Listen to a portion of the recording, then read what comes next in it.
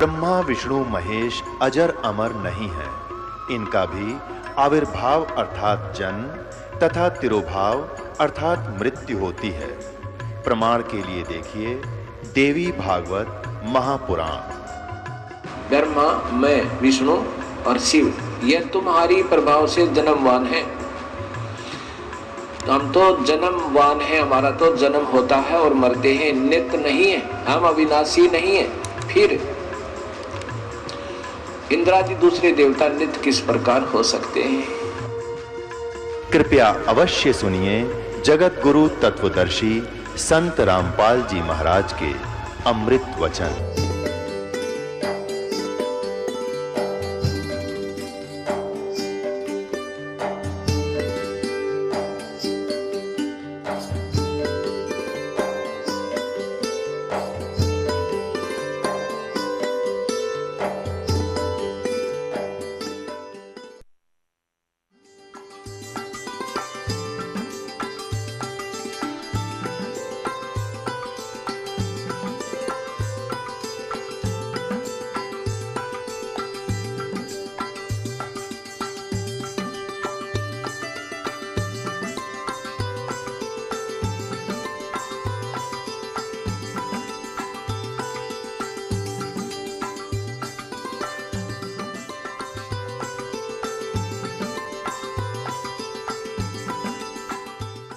परम पिता परमात्मा पूर्ण ब्रह्म सारी सृष्टि के रचनहार कुल मालिक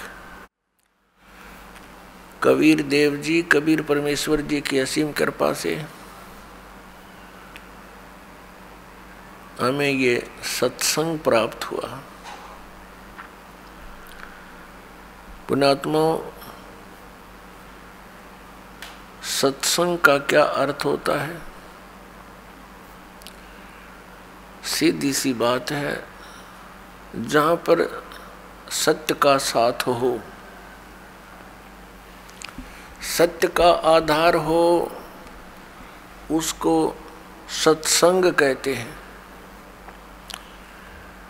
तो ये सत्संग अध्यात्म ज्ञान का प्रचार माध्यम जहाँ माना जाता है, अध्यात्म मार्ग का जो विचार दिया जाता है उसको सत्संग कहते हैं। और वो सच्चा हो, शास्त्र अनुकूल हो, प्रमाणित हो, उसको सत्संग कहते हैं।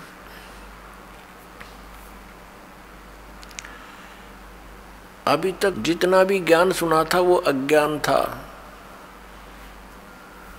जब तक हमें वो तत्व ज्ञान प्राप्त नहीं हुआ, जैसे अन्य भी साथ संत, आचार्य, मंडलेश्वर, गुरुजन सत्संग करते हैं, श्रद्धालु वहाँ जाते हैं सत्संग सुनने के लिए और वो उनके विचारों को सत्संग मानते हैं, लेकिन वो सत्संग नहीं है, क्योंकि उनको तत्व ज्ञान नहीं है। वो केवल दंत कथा, लोकवेद और शास्त्र विरुद्ध प्रचार करते हैं। वो सत्संग नहीं है। सत्संग केवल परमेश्वर ने आकर ही किया। कबीर परमेश्वर जी ने, असंख्य ब्रह्मांड के स्वामी ने इस सत्संग की जानकारी स्वयं आकर के प्रदान की। इस तत्वज्ञान को स्वयं ही हमारे सामने रखा, लेकिन उस समय हम अशिक्षित थे और हमारे गुरुजन जितने थे पवित्र हिंदू धर्म के, वो संस्कृत के तो विद्वान थे, लेकिन अध्यात्म ज्ञान में वो शून्य थे, 0/0 थे। उस समय हम परमात्मा के उस तत्व ज्ञान को, उस सत्संग को समझ नहीं सके और हम परमेश्वर को सिंपल एक गुरु, संत और कुछ एक व्यक्ति उनको केवल कवि तक ही सीमित किए हुए हैं। तो अब पता चला वो तो परमात्मा थे। तो उस समय परमेश्वर वही तत्व ज्ञान सुनाया करते थे जो आज दास आपको परमेश्वर का दिया हुआ वो ज्ञान सुनाता है। और परमेश्वर के दिए हुए उस ज्ञान को प्रमाणित करने के लिए कि ये सच्चा ज्ञान है, जो परमेश्वर कबीर देव जी ने, कबीर साहब ने 600 वर्ष पहले वर्णित किया था, अपने मुख कमल से उच्चारण करके वो सच्चिदानंद घन ब्रह्म की वाणी बोली थी, वो तत्व ज्ञान बोला था, वो सच्चा था और सच्चा है और सच्चा ही रहेगा। उसके समर्थन में अपने उन पवित्र सदग्रंथों को दास आपके रूबरू करता है, जिनमें वो ज्ञान आज विद्यमान है और उस दिन भी था। जिस दिन परमात्मा के ज्ञान को ये नकली गुरु केवल संस्कृत के वक्ता ये कह करके नकार दिया करते थे कि कबीर अशिक्षित है, ये एक छोटी जाति का धानक है और इसको संस्कृत आती नहीं है, क्योंकि संस्कृत केवल ब्राह्मण ही पढ़ सकते थे और सभी सदग्रंथ संस्कृत में ही विद्यमान थे। उनका ये दाव लगा रहा और हमें भी ये असमंजस हो जाती थी कि सचमुच कबीर साहब संस्कृत नहीं पढ़े और इस कारण से ये सदग्रंथों को तो नहीं समझ सकते।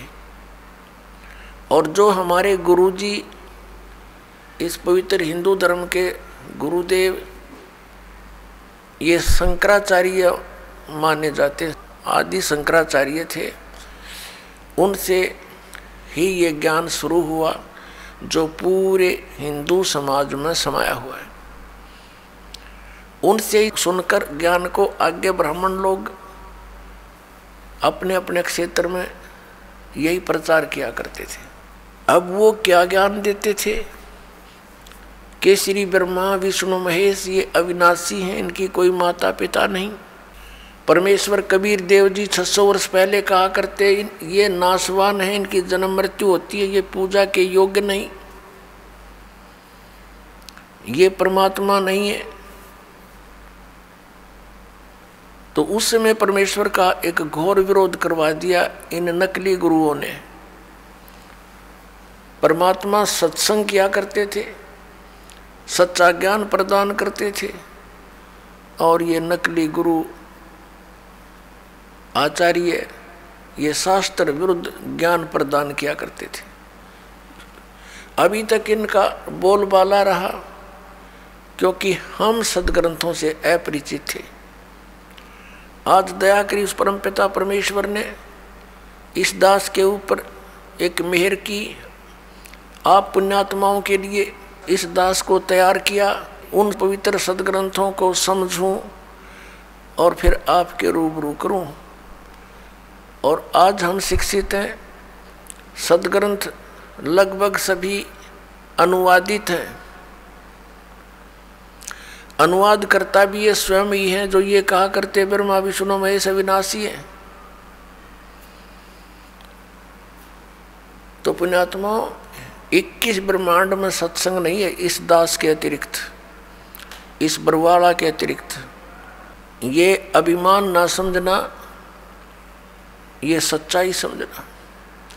अभिमान तो उस व्यक्ति को होता है जिसने अपनी कोई खोज की हो, अभिमान तो उसको भी नहीं चाहिए, लेकिन ये स्वभाव है, हो जाता है। लेकिन जो ज्ञान दास आपके समक्ष कर रहा है वो तो पहले परमात्मा ने हमें दे रखा था, बख्शीश कर रखा था। दास तो उसको समझा रहा है कि भगवान ने ऐसा 600 वर्ष पहले कहा था और आज हमारे सदग्रंथों में भी प्रमाणित पाया, उस समय उनमें भी लिखा था। तो पवित्र हिंदू धर्म का जो प्रचार कहाँ से प्रारंभ हुआ? आदरणीय आदि शंकराचार्य जी से हुआ। ये आदि शंकराचार्य कौन थे? उन्हीं की जीवनी में लिखा है कि ये भगवान शंकर ही स्वयं अवतार धार के आए थे और माता के गर्भ से जन्म लिया। 8 वर्ष की आयु में ये दीक्षित हो गए थे, संस्कृत बचपन से ही पढ़ने लग गए थे और 32 वर्ष की उम्र में इनकी मृत्यु हो गई थी रोग के कारण। इतना तो पुण्यात्माओं मानना पड़ेगा, इनका योगदान है इन महापुरुषों का, कि शंकराचार्य जी का जन्म उसमें होना एक वरदान सिद्ध हो गया हमारे लिए, क्योंकि उस समय बौद्ध धर्म का बहुत प्रचार हो रहा था और शंकराचार्य जी ने बौद्ध धर्म का उसका विरोध किया था ज्ञान से, झगड़े से नहीं, ज्ञान से विरोध किया था। और उसका परिणाम ये निकला कि आज तक भक्ति जीवित रही। यदि बौद्ध धर्म फैल जाता भारतवर्ष में तो पूरा भारतवर्ष नास्तिक हो जाता। बौद्ध धर्म फैला चीन में, पूरा चीन नास्तिक हो गया। इसी प्रकार पुण्यात्मा, यदि उस समय ये पुण्यात्मा आदि शंकराचार्य जी नहीं आते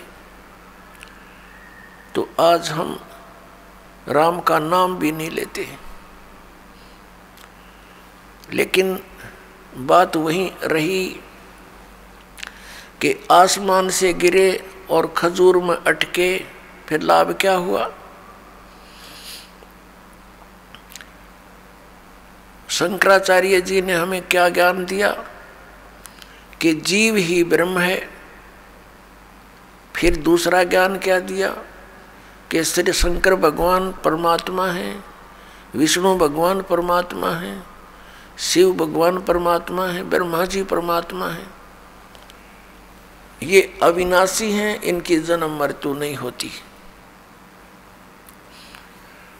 और ये इनके आदरणीय शंकराचार्यों के ये पूज्य इष्ट भी हैं, रामकृष्ण, श्री कृष्ण और भगवान विष्णु, भगवान शंकर आदि। ब्रह्मा जी की तो पूजा ये करते नहीं। आज का जो सत्संग आपके लिए रहेगा कि सत्संग इक्कीस ब्रह्मांड में नहीं है और सदग्रंथों का ज्ञान इस दास के अतिरिक्त या परमात्मा के अतिरिक्त या उन महापुरुषों के अतिरिक्त जो परमात्मा से परिचित हुए, साक्षात्कार किया उनका, वो चंद महात्मा है। पूरे विश्व में उनके अतिरिक्त पूरे विश्व में ज्ञान नहीं, अध्यात्म ज्ञान नहीं उनको, वेदों और शास्त्रों का ज्ञान नहीं। तो फिर सत्संग खाक करा उनने, उल्टा पाठ पढ़ा दिया। अब आपको दिखाते हैं कि शंकराचार्य जो परंपरा है इसमें क्या पूजा होती है, ये क्या सत्संग सुनाते हैं और किसको ये पूज्य मानते हैं। पुण्यात्माओं, एक विशेष मेहर है मालिक की कि आज मानव समाज को वो सच सुनने को मिल रहा है जिसकी हमें बहुत पहले आवश्यकता थी। फिर भी हम शुक्र मनाते हैं उस परम पिता कबीर भगवान का, जिन्होंने आकर के स्वयं दया करी हम दासों पर और ये तत्व ज्ञान समझा दिया। ये देखिएगा, एक पुस्तक है, एक पत्रिका, मासिक पत्रिका श्री माता, और ये Shri Mata commercials private limited का प्रकाशन, आषाढ़ पूर्णिमा संवत 2066 जुलाई 2009 वर्ष 8 अंक 97, ये इनका यहाँ से प्रकाशित है। शंकराचार्य परंपरा संपोषिका श्री विद्या साधक साहिका।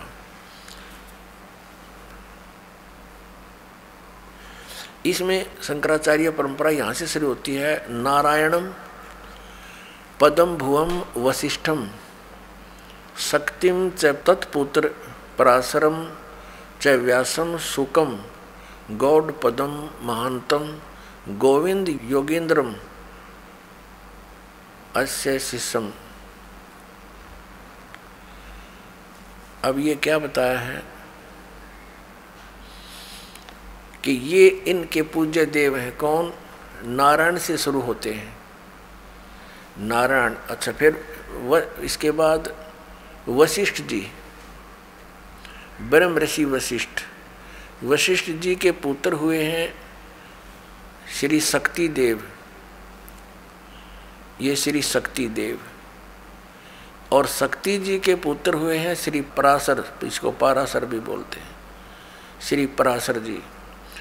और पराशर के पुत्र हुए हैं श्री व्यास जी, भगवान वेद व्यास जी।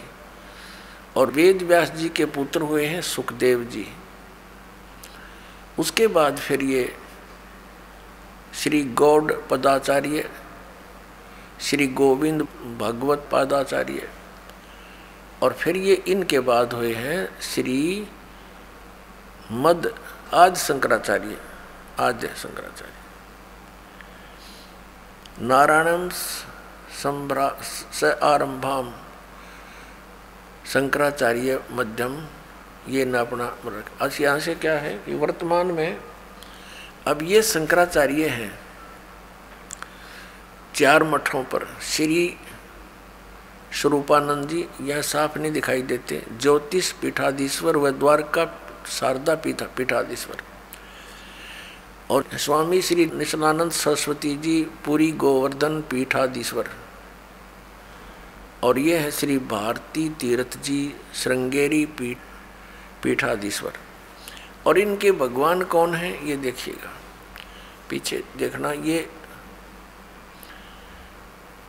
नारायण यानी विष्णु जी, और ये श्री ब्रह्मा जी, और ये श्री शिव जी। ये इनके पूज्य देव हैं। ये एक पुस्तक है ज्योतिर्मय ज्योतिर्मठ, इसको और दिखाते हैं आपको। ये हैं श्री स्वरूपानंद जी शंकराचार्य, 2 पीठों के पीठाधीश्वर। देखिए पूरा इसको। ये हैं शंकराचार्य जो वर्तमान में 2 पीठों को संभाले हुए हैं, ज्योतिर्पीठ और द्वारका पीठ। अब यहाँ देखिएगा इसके दूसरे पृष्ठ पे, ये है ज्योतिर्मय ज्योतिर्मठ, ये पुस्तक का नाम है। ये किसके संरक्षक हैं? अनंत श्री विभूषित ज्योतिष पीठाधीश्वर एवं द्वारका शारदा पीठाधीश्वर जगत गुरु शंकराचार्य स्वामी श्री स्वरूपानंद सरस्वती जी महाराज, जिसका आपने ये चित्र देखा, ये है। और संपादक लेखक एवं संकलनकर्ता विष्णुदत्त शर्मा, अध्यक्ष आध्यात्मिक उत्थान मंडल दिल्ली। प्रेरणा स्रोत हैं श्री शुद्धानंद ब्रह्मचारी जी, मुद्रक हैं फाइन प्रिंट एंड पैक्स। परामर्श एवं सहयोग श्री विपिन बिहारी दत्त रामायणी, श्री पुनीत शर्मा, श्री आशुतोष जोशी। प्रकाशक हैं अखिल भारतीय आध्यात्मिक उत्थान मंडल, 1/3224 गली नंबर 2, रामनगर तिवारी मंडोली रोड, सादरा दिल्ली। ये इनके फैक्स और फ़ोन नंबर है। अच्छा, इस पे दिखाते हैं आपको 2 नंबर इसकी। अब ये इनका एक पैड है, उसके ऊपर इसने लिखा है पूज्य श्री का संदेश। किसका? स्वामी स्वरूपानंद सरस्वती जी का महाराज। अनंत इनकी देखो उपमा कितनी गजब की है।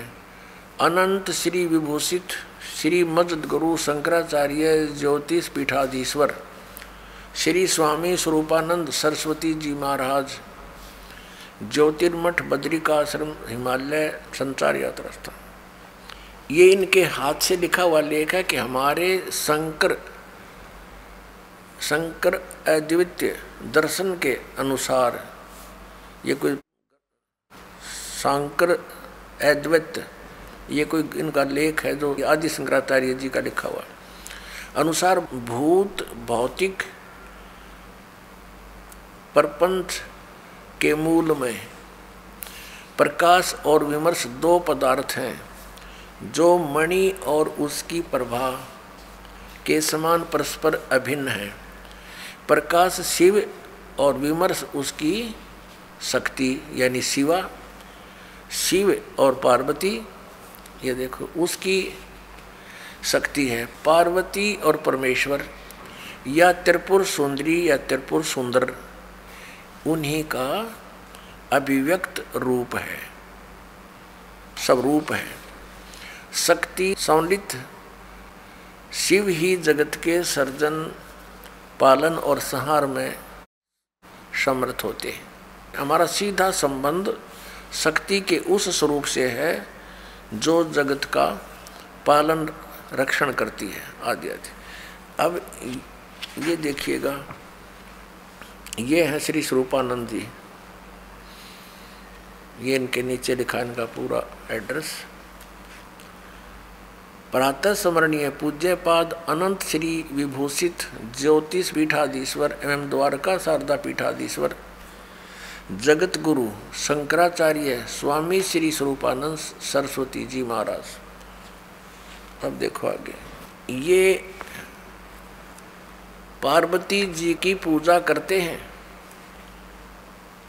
ये क्या बताते हैं? भगवती श्री राजेश्वरी त्रिपुर सुंदरी देवी इसकी पूजा करते हैं। ये इसका प्रमाण आपके समक्ष है, देखिएगा। और भगवान शिव को भी ये समान आदर से देखते हैं।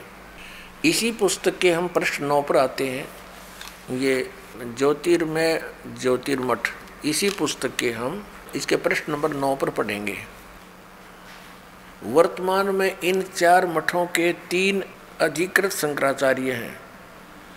ज्योतिष पीठाधीश्वर एवं द्वारका पीठाधीश्वर पूज्य स्वामी अनंत विभूषित श्री स्वरूपानंद सरस्वती जी महाराज हैं, और गोवर्धन पीठाधीश्वर पूज्य स्वामी अनंत श्री विभूषित स्वामी निश्चलानंद जी सरस्वती हैं। और दोया के तो ये हो गए स्वरूपानंद जी, इन दोनों के ज्योतिष पीठ के और द्वारका शारदा पीठ के तो स्वरूपानंद जी। और गोवर्धन पीठाधीश्वर पूज्य स्वामी अनंत श्री विभूषित निश्चलानंद सरस्वती जी महाराज, और श्रृंगेरी पीठ के पूज्य श्री अनंत श्री भारत तीर्थ जी महाराज। ये तीनों ने 4 मठों को संभाल रखा है। अब इसके हम पृष्ठ 11 पर पढ़ेंगे। इसमें आदि शंकराचार्य जी का कुछ संक्षिप्त जीवन परिचय है। आदि गुरु शंकराचार्य संक्षिप्त जीवन परिचय। विश्व वंदनीय प्रातः साधना, अलौकिक मेधा, अद्भुत प्रतिभा, क्रांतिकारी रचनात्मक समन्वयात्मक प्रज्ञा, असाधारण तर्क कौशल आदि आदि। अब हम यहाँ से देखते हैं कि लगभग 2500 वर्ष पूर्व शंकराचार्य का जन्म चरमराती आस्था के युग में केरल प्रांत में पूर्णा नदी के निकट तट पर कालाड़ी ग्राम में धर्मनिष्ठ नंबूद्री शैव ब्राह्मण श्री शिव गुरु व धर्मपरायण सुभद्रा के घर हुआ। श्री शिव गुरु तैत्रीय शाखा के यजुर्वेदी थे। शंकराचार्य का जन्म शंकर के आशीर्वाद से हुआ, अतः उनका नाम शंकर रखा गया। गुरु परंपरागत मठों के अनुसार उनका आविर्भाव काल, उनका जन्म समय ईसा पूर्व 2508 या 476 वर्ष माना जाता है। 1 वर्ष की आयु में मातृभाषा में भावों का प्रगट, 2 वर्ष की आयु में पुराण कथाओं को कंठस्थ करना उनकी विलक्षण प्रज्ञा का परिचायक था। 3 वर्ष की अवस्था में उनका चूड़ाकर्म संस्कार हुआ। उसके बाद इनके पिता स्वर्गवासी हो गए 3 वर्ष की आयु में। 5 वर्ष की आयु में गुरु ग्रह पढ़ने गए, जहाँ 8 वर्ष की आयु में ही वेदांगों का पूर्ण अध्ययन कर लिया। अब हम इसको और ज़्यादा ना पढ़ें, अब हम आएंगे। आदरणीय आदि शंकराचार्य जी ने 4 मठों की स्थापना की और 10 प्रकार के सन्यासी बनाए, जो उनके द्वारा यानी आदि शंकराचार्य जी के द्वारा दिए गए ज्ञान को आगे प्रचार किया करते थे, और जिससे बौद्ध धर्म का वहाँ स्टॉप लग गया और इस ज्ञान का पुण्यात्माओं में प्रचार होना प्रारंभ हो गया। और ऐसे जोर शोर से प्रचार हुआ कि पूरे हिंदू समाज में ये ज्ञान आज तक ग्रहण है। अब आपको दिखाते हैं, आदि शंकराचार्य जी ने बहुत सारे ग्रंथ अपने अनुभव के बनाए। उनमें से एक है मठ आमनाय महाअनुशासनम। इसको दिखाते हैं आपको। ये है मठ आमनाय महाअनुशासनम आदि श्री शंकराचार्य विरचितम। आदि शंकराचार्य जी द्वारा इसकी रचना की। ये है आदि शंकराचार्य। ये 32 वर्ष की उम्र में इनका देहांत हो गया था। और ये हैं 4 मठ। एक ये ज्योतिर्मठ, ये लिखा ये तो पूर्व हिमालय साइड में। और ये है शारदा द्वारका पीठ, शारदा द्वारका पीठ। और ये है श्रृंगेरी मठ। और ये है गोवर्धन मठ पुरी, जगन्नाथपुरी जिसको कहते हैं। और ये है ज्योतिर्मठ बद्री का आश्रम हिमालय। और ये स्थान दिखा रखा है कालटी, जहाँ पर शंकराचार्य जी का जन्म हुआ, वहाँ भी इनके नाम से कोई मंदिर बना हुआ है। इसके प्रकाशक कौन है देखिएगा। ये है श्री काशी, ये प्रथम पुष्प, ये वहाँ लिखा गया इसने। आज श्री शंकराचार्य विरचितम मठ आमनाय महानुशासनम। संपादक तथा भाषांतरकर्ता है डॉक्टर कामेश्वर नाथ मिश्र। आचार्य अध्यक्ष संस्कृत विभाग, अध्यक्ष शब्द विद्या असंकाय, केंद्रीय उच्च तिब्बती शिक्षा संस्थान, सारनाथ, वाराणसी उत्तर प्रदेश, वाराणसी उत्तर प्रदेश में। श्री काशी विद्वत परिषद न्यास, केदार घाट, वाराणसी। प्रकाशक है ये वही आपको दिखा। और यहाँ है, ये कहाँ से प्रिंट हुई है, Shri Mata कमर्शियस private limited B 7/125 बाघहाड़ा, Kedar घाट, वाराणसी।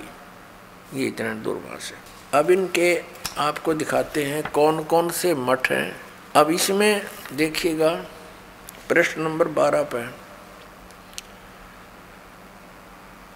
इसमें क्या कहा है, इसका ऊपर वर्णन चला आ रहा है। इसमें इन्होंने निर्णय दिया है कि मठों की संख्या, इस प्रकार ग्रंथ में मठों की कुल संख्या 7 बतलाई गई है, जिनमें 4 भारत के 4 दिगंतों में स्थापित किए गए थे और उनका कार्य क्षेत्र भी बतलाया गया है। वस्तुतः लौकिक व्यवहार के लिए यही 4 मठ द्वारका शारदापीठ, गोवर्धन ज्योतिष पीठ एवं श्रृंगेरी सम्मत है।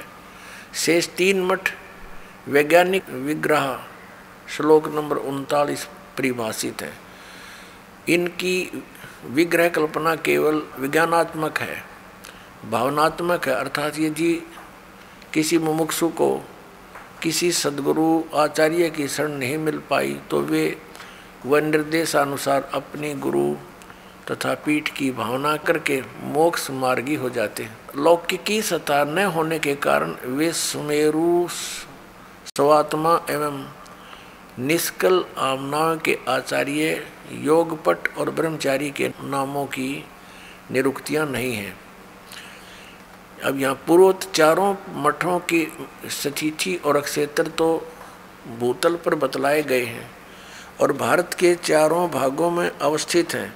ऊर्ध्व दिशा तो ऊपर है, ऊर्ध्व ऊपर, आकाश में, स्वर्ग अथवा अन्य लोकों में यह मठ नहीं हो सकता।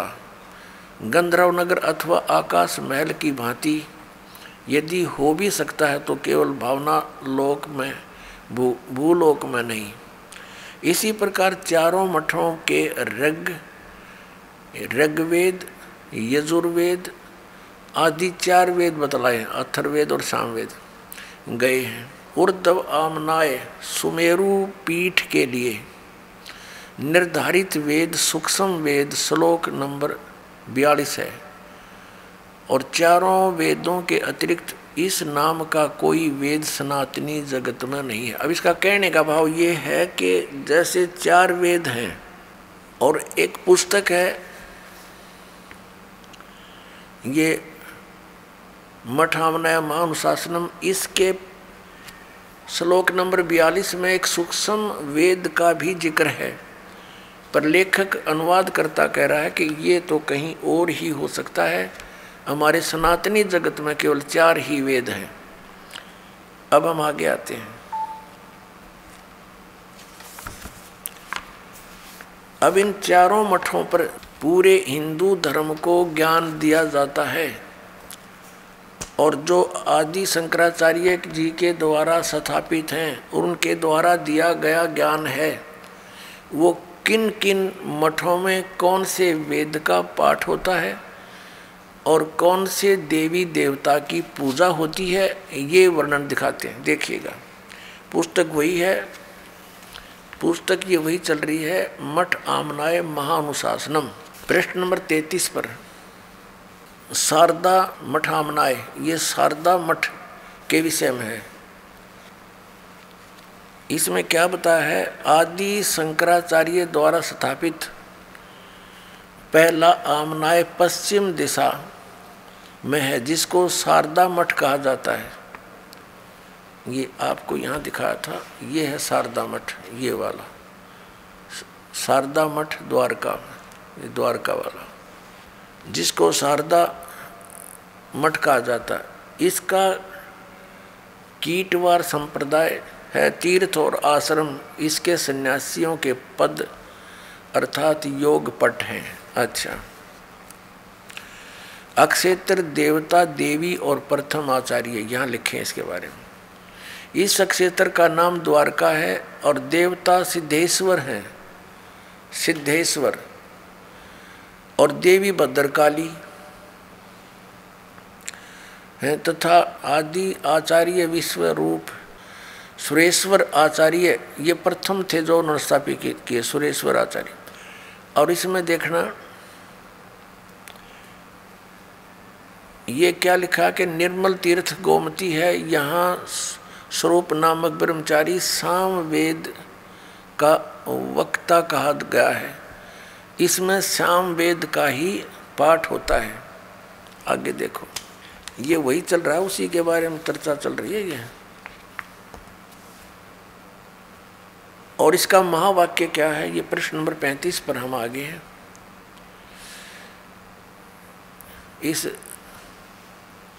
शारदा पीठ का महावाक्य है, महावाक्य एवं गोत्र। इस आमनाय का महावाक्य तत्वमसि, तत्त्वमसि, तत्वमसि है। इसका उल्लेख सामवेद अंतर्गत ये छांदोग्य उपनिषद का 6/8 ये श्लोक है, अध्याय 6 का श्लोक 8।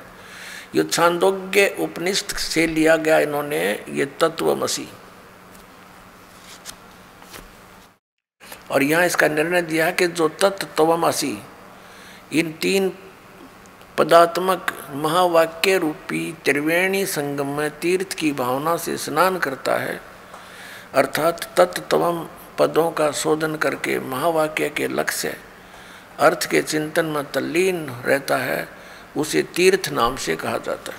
ठीक।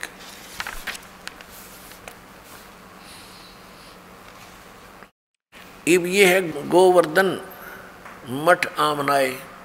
गोवर्धन उस मठ के बारे में जानकारी है। इसमें गोवर्धन मठ माना जाता, ये है कि दूसरा आमनाए पूर्व दिशा में वह है गोवर्धन मठ माना जाता है। यहाँ देखेंगे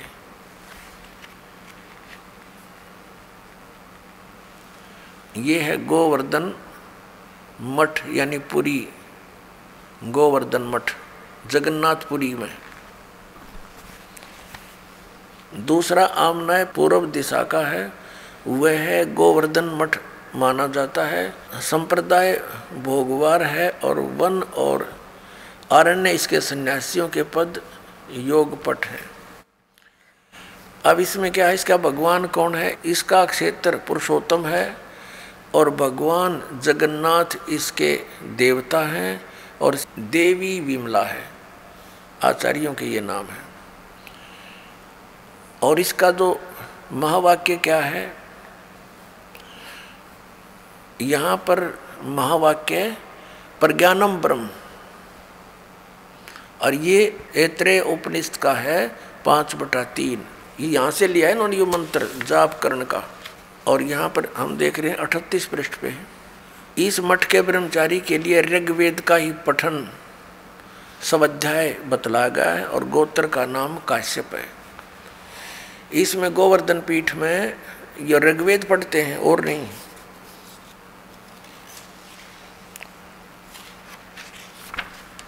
अब ये ज्योतिर्मय ज्योतिर्मठ आमनाय, इसका दूसरा नाम, तीसरा आमनाय उत्तर दिशा का है जो कि ज्योतिर्मठ है, अथवा उसका दूसरा नाम श्रीमठ भी कहा गया है। बद्री का आश्रम इसका क्षेत्र है। भगवान नारायण देवता हैं और देवी पूर्णागिरी जी हैं, पूर्णागिरी है। और तोटक आचार्य इसके प्रथम आचार्य कहे गए। और यहाँ इनका महावाक्य क्या है, अयम आत्मा ब्रह्म, ये मांडुक्य उपनिषद का दूसरे अध्याय से लिया गया है, दूसरा श्लोक है। यह आत्मा ब्रह्म है, क्लियर कर दिया। अब देखते जाना इनके कारनामे, करामात। आनंद नामक ब्रह्मचारी अथर्ववेद का उपदेशक होता है। अब चौथा देखो, ये है पृष्ठ नंबर 44 पर। और श्रृंगेरी मठ आमनाय, ये चौथा है। चौथा दक्षिण दिशा में अवस्थित आमनाय है। मठ का नाम श्रृंगेरी है, संप्रदाय भूरीवार है और गोत्र भूर्भुव है। इसमें सरस्वती आदि सन्यासी रहते हैं। रामेश्वर नामक का क्षेत्र है। भगवान आदि वाराह है, आदि वाराह इसका देवता है। और इस मठ की देवी कामाक्षी हैं। और इनका महावाक्य क्या है, यजुर्वेद यहाँ पढ़ा जाता है। ब्रह्मचारी चैतन्य नाम का होता है और जो यजुर्वेद का स्वाध्यायी होता है, इसका ही महावाक्य अहम ब्रह्मास्मि वरहद उपनिषद का 3/4/10 कहा गया। या इस वरहद उपनिषद से लिया गया यू अहम ब्रह्मास्मि, और नाम वेदों का ले रही है। अब इन शंकराचार्यों द्वारा कैसा ज्ञान दिया जाता है, थोड़ी सी एक झलक दिखाते हैं। ये पुस्तक है कि हिमालय तीर्थ,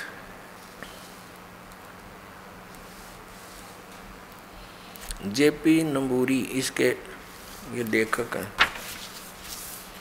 हिमालय तीर्थ जेपी नंबूरी उप मुख्य कार्यकारी श्री बद्रीनाथ केदारनाथ मंदिर समिति, कोलकाता से प्रकाशित है। पहला प्रकाशन, प्रकाशक है रंजू चक्रवर्ती, 76A/1 बामा चरण राय रोड कलकत्ता। मुद्रक प्रिंट सर्विसेज कलकत्ता। ये ऐसे। अब आपको दिखाते हैं इसके, ये देखिएगा, ये पृष्ठ नंबर 42 पर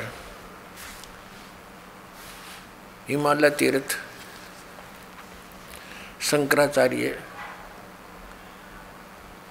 ये शिव रहस्य नामक कोई पुस्तक है। बौद्ध मीमांसक मंत्र अर्थात कलयुग के 3000 वर्ष व्यतीत होने पर बौद्ध मीमांसकों के मत पर विजय प्राप्ति के लिए शंकर यति के रूप में आविर्भूत होंगे। आविर्भूत यानी कलयुग जब 3000 वर्ष बीत जाएगा तब शंकराचार्य का जन्म होगा, और उनका जन्म ऐसे ही हुआ 3000 वर्ष बीत जाने पर। अब इसमें कथा दिखाते हैं आपको, हमारे शंकराचार्य जी हमें क्या कथा सुनाते हैं, कैसा ज्ञान देते हैं।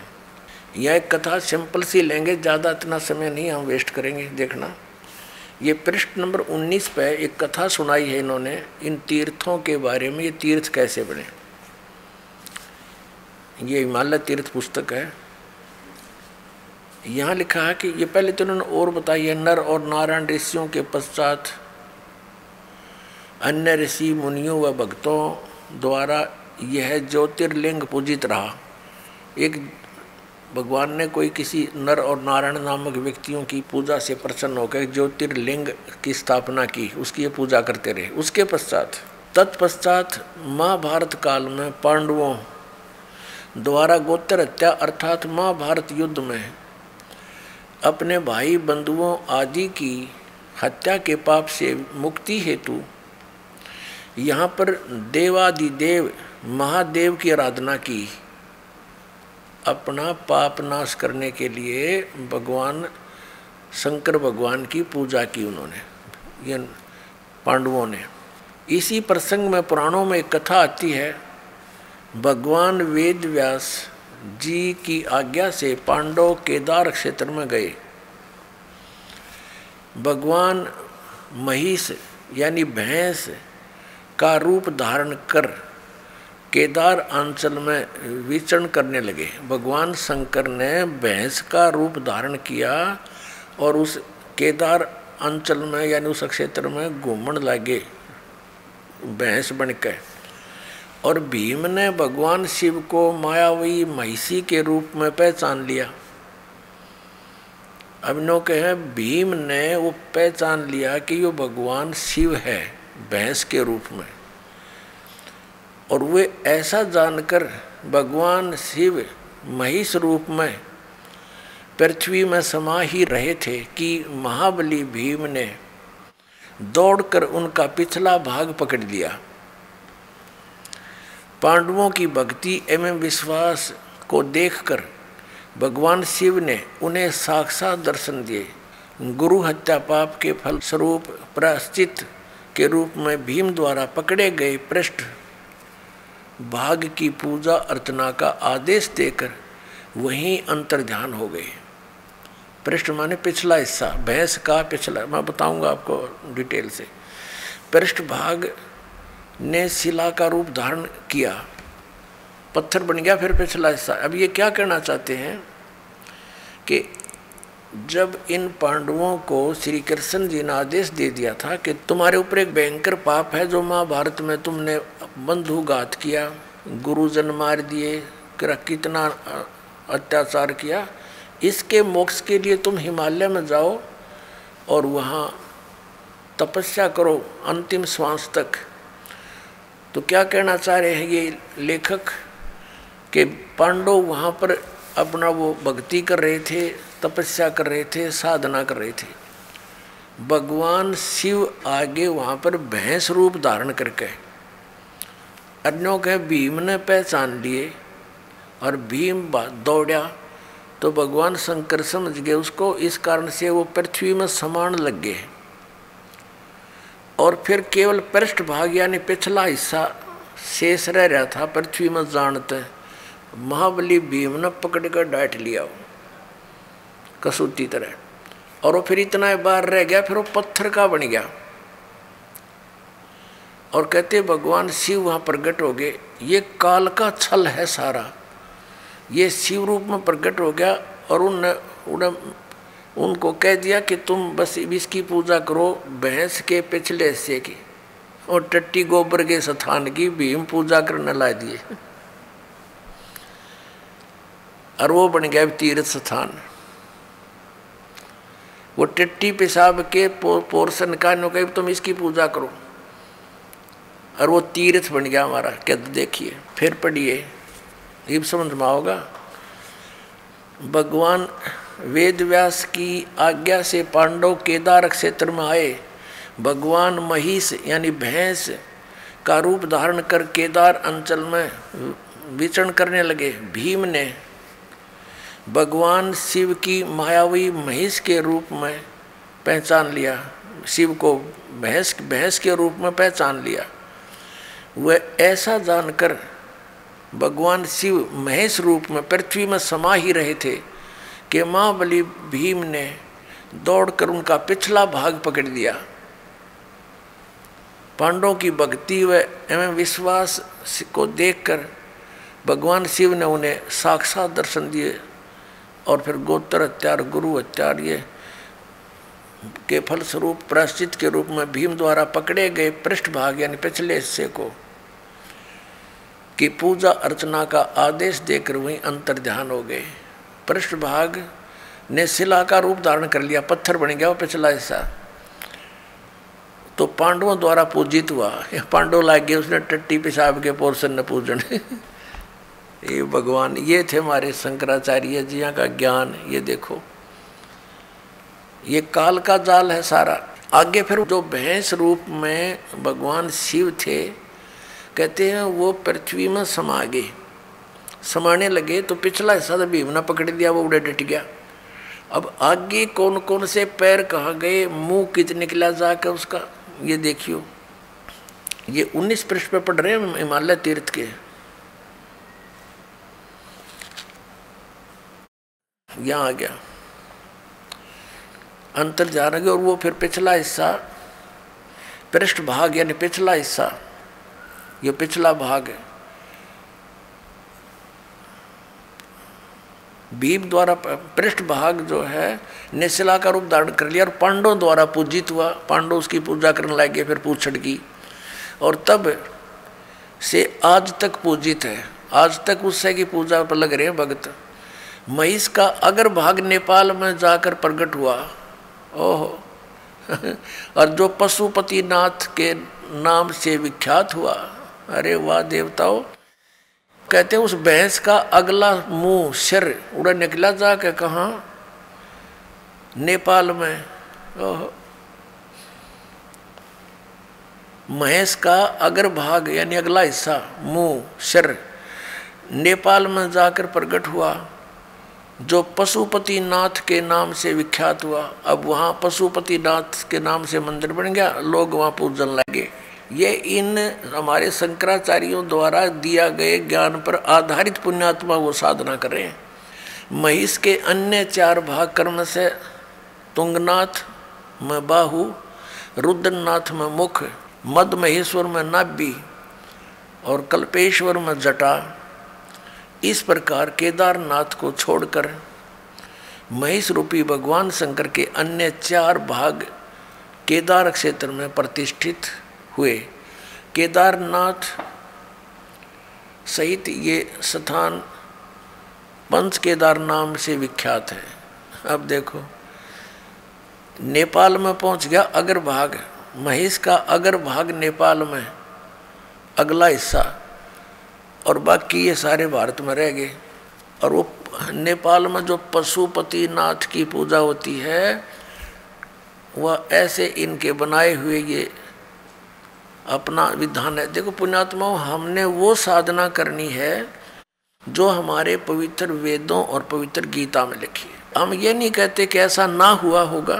भक्ति मार्ग में कोई भी चीज असंभव नहीं होती, क्योंकि ये काल भगवान 1000 कला का भगवान है, सहस्र कला का और सहस्र भुजा का।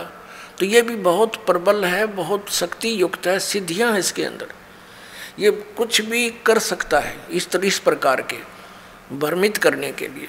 तो हम ये नहीं कहते कि ऐसा नहीं हुआ होगा, ये फिर ये तो यादगार रहेगी। हमने पूजा वही करनी है जो हमारे सदग्रंथ बताते हैं। अब आगे दिखाते हैं महापुरुषों के और क्या विचार हैं। अब देखिएगा, एक पुस्तक है धर्मरथ,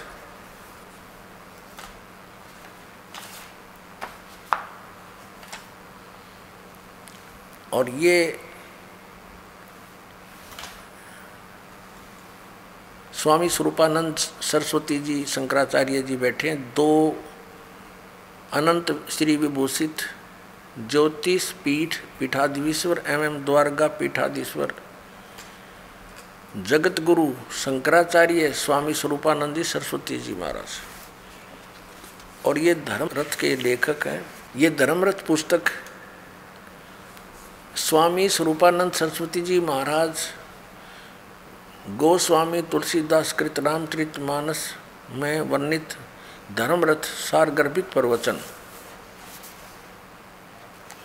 प्रकाशक हैं इसके स्वामी सदानंद सरस्वती, शारदा पीठ प्रकाशनम, द्वारका, इतने, जामनगर गुजरात, दूरभाष इतने। धर्मरथ ये मुद्रक है अंबिका अपसेट मीठापुर 361345, ये कोई इनका नंबर है, प्राप्ति स्थान यहाँ पर। इसकी प्रस्तावना में लिखा है कि धर्मरथ नामक प्रकृत ग्रंथ पीठाधीश्वर अनंत श्री विभूषित श्री मजत गुरु शंकराचार्य स्वामी स्वरूपानंद सरस्वती जी महाराज के मुखारविंद से निश्रित वाक सुधा का सार संग्रह, यानी श्री स्वरूपानंद जी महाराज के द्वारा किए गए वर प्रवचन हैं। ये जो आपको दासब सुनाने जा रहा है। अब देखिएगा इसके पृष्ठ नंबर 51 पर, धर्मरथ 51 पृष्ठ में। अब यहाँ से पढ़ेंगे। जड़ बुद्धि में वह शक्ति नहीं जो आत्मा को जान सके, और यदि आत्मा बुद्धि के द्वारा जाना जाता है तो आत्मा हो गया ज्ञेय। ब्रह्म किसी का दृश्य बन नहीं सकता।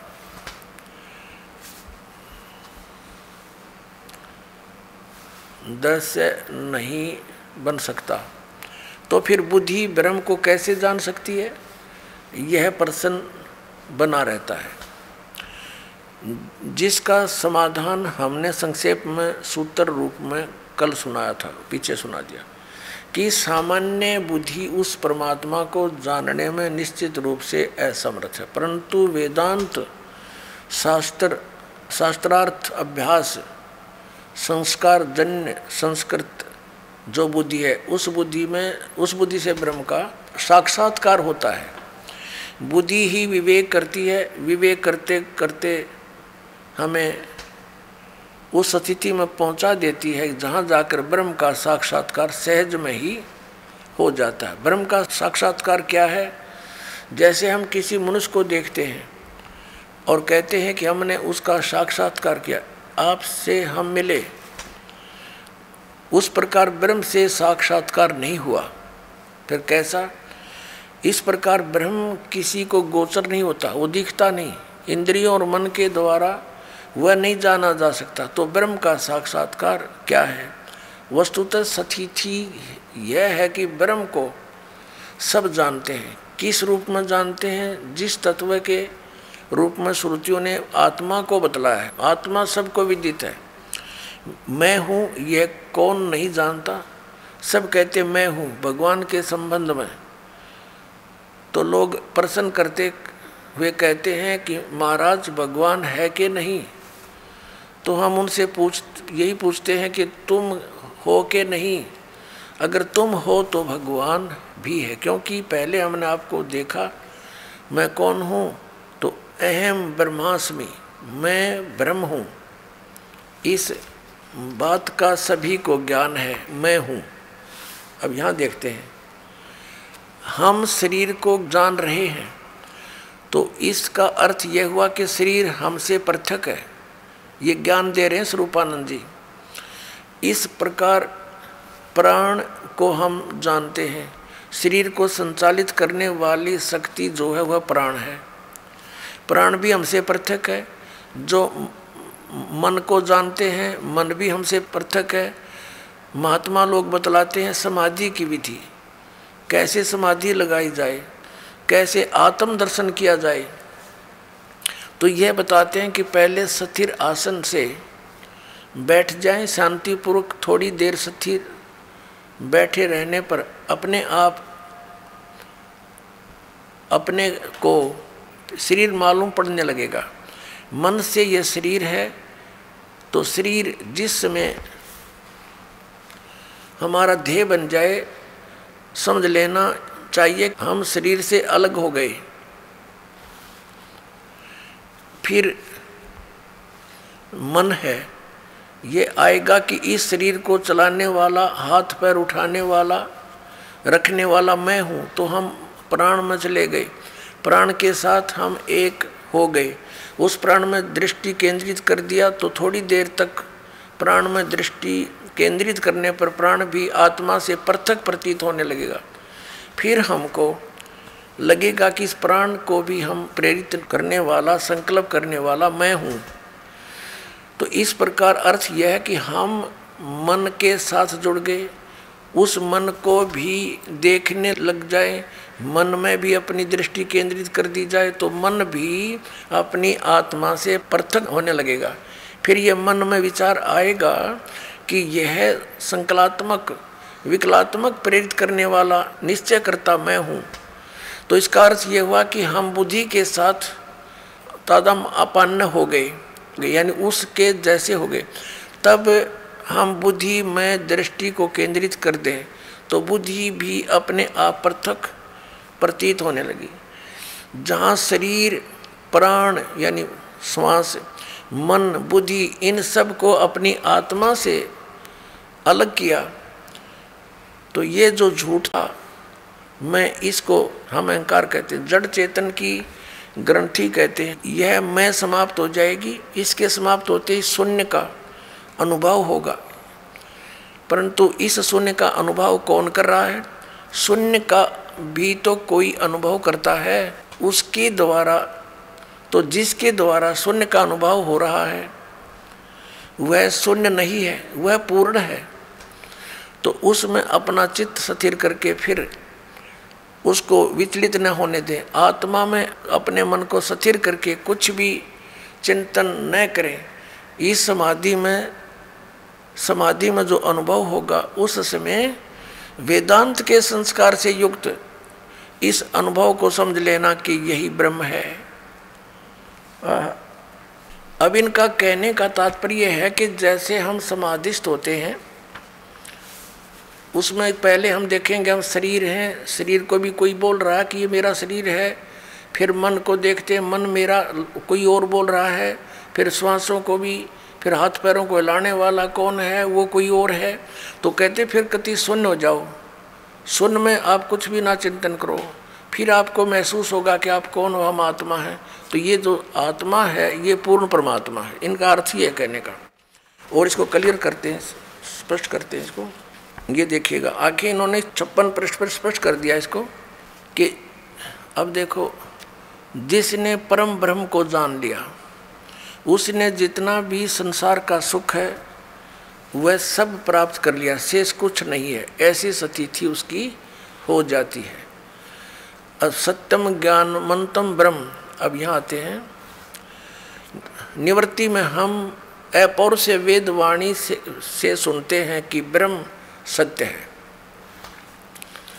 ये वेद वाणी को अपौरुषेय मानते हैं, किसी मनुष्य के द्वारा नहीं बोली गई। ठीक है, उस ब्रह्म सत्य है, ज्ञान है, अनंत है, वह अंतःकरण में ही अवस्थित है।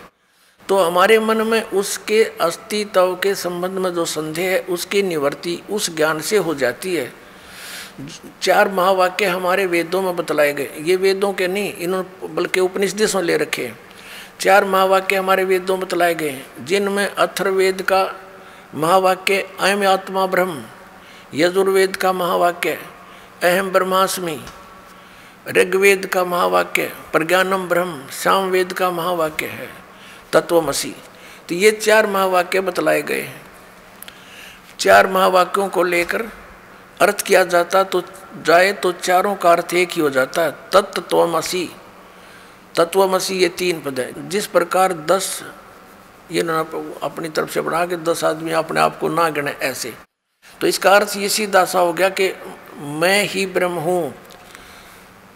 ये अर्थ है इसका, तत्त्वमसि, वह तू ही है।